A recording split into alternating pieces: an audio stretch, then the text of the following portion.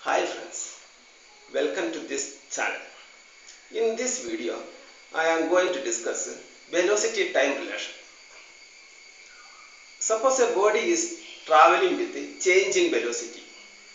Suppose its initial velocity or starting velocity of the body equals u.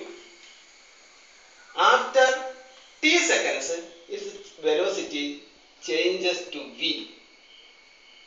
Then change in velocity is found by final velocity minus initial velocity, that is v minus u.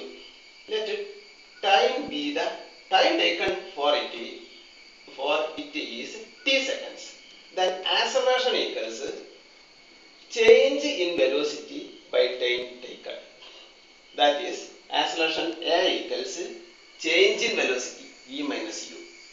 Time taken in seconds equals t.